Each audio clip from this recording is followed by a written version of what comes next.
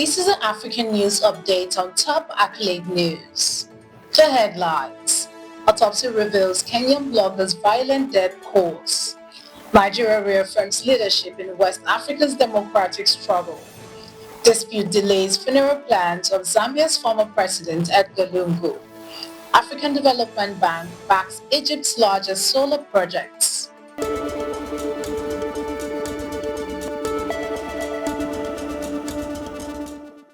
We start with the focus in politics.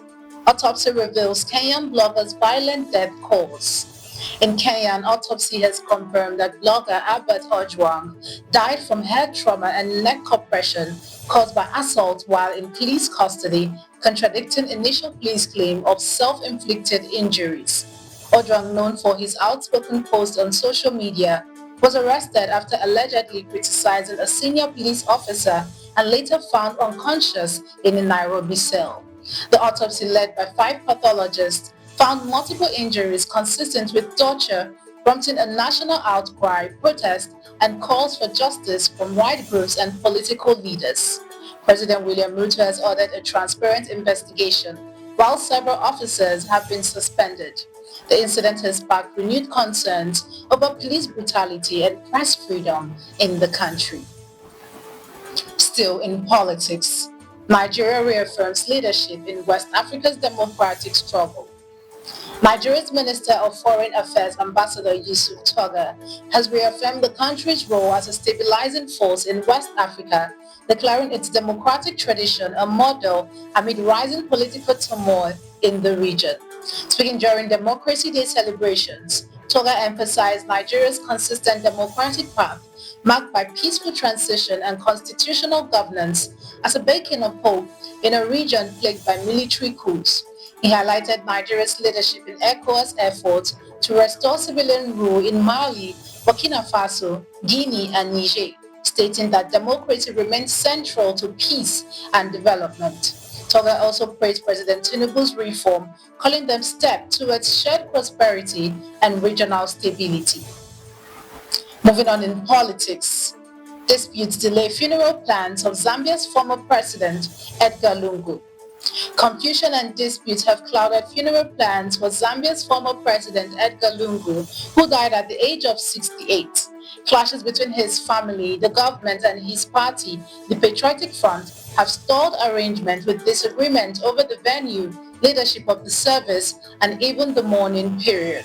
While the government has proposed a state funeral in Lusaka, the PF insists on hosting it at party headquarters, and the family demands input on the proceedings. Lungu's body remains in South Africa pending resolution of the standoff. The situation echoes past funeral controversies in Zambia and across Africa as negotiations continue without a confirmed farewell plan. Turning to economy, African Development Bank backs Egypt's largest solar project. The African Development Bank has approved $184.1 million to finance Egypt's solar power project, set to become Africa's largest solar plant with a 1 gigawatt photovoltaic capacity and a 200 MWh battery storage system. The $590 million project will supply clean energy to Egypt's national grid under its 25-year agreement, generating around 2,772 gigawatts per hour annually and reducing carbon emission by 1 million tons each year. Expected to be fully operational by late 2026, the project aligns with Egypt's goal of sourcing 42% of its power from renewables by 2030 and create thousands of jobs. You're watching the African News Update on Top Accolade News. Do stay with us. Still to come.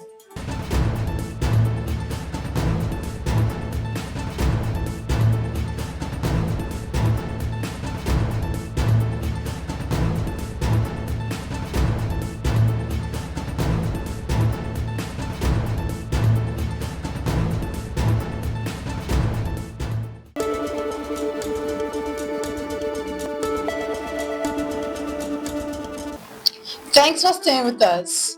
In international relations, U.S. urges African nations to boost self-reliance.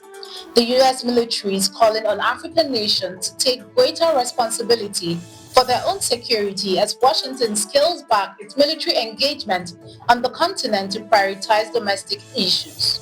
General Michael Langley, head of U.S. Africa Command, emphasized the need for local capacity building and a reduced reliance on American forces. This marks a shift from previous U.S. strategy that blended defense, diplomacy, and development in Africa. Analysts warn that a lighter U.S. footprint could embolden extremist groups and threaten hard-won counterterrorism progress. As U.S. involvement recedes, countries may turn to alternative partners like China, already expanding its military training footprint, or Russian mercenaries active across several regions. Still in international relations, Niger-Benin border dispute deepens. Nearly 2 years after Niger's military seized power and shut its border with Benin, a Western diplomatic rift is crippling trade and straining ties between the two West African nations. General Abdurrahman Tiani accused Benin of hosting French military forces allegedly training jihadists, a claim Benin strongly denies. Despite economic hardship on both sides and Benin's attempt to restore relations, Niger insists the border will remain closed. Cross-border transport has plummeted, with trucks forced onto dangerous routes through Burkina Faso. While oil exports have resumed via pipeline, uranium shipments remain blocked and calls for trade union for normalization grow louder amid rising insecurity and economic fallout. In entertainment, Nigerian star attempts to headline FIFA Club World Cup halftime show.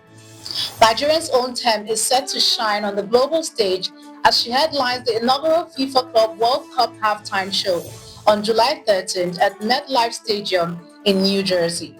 Joining international stars like J Balvin and Doja Cat, the Grammy-winning singer-songwriter will bring Nigerian talent to the world's biggest football event even as the national team misses out. FIFA President Gianni hailed the collaboration with Global Citizen to make the historic halftime show unforgettable, blending football, music, and the message of hope from children worldwide. Now in sports, COSAFA Cup updates. Tanzania secured a hard-fought 2-1 victory over Eswatini in their final Group C match at the 2025 Hollywood-Bet COSAFA Cup in South Africa. Despite being already eliminated from the tournament, Taifa Stars showed great spirit, overturning a first-half deficit with goals. Coach Ahmed Suleiman praised the team's performance, saying the matches have been valuable preparation for upcoming challenges. Meanwhile, Madagascar top Group C and will face Angola in the semi-finals, with South Africa set to meet Comoros.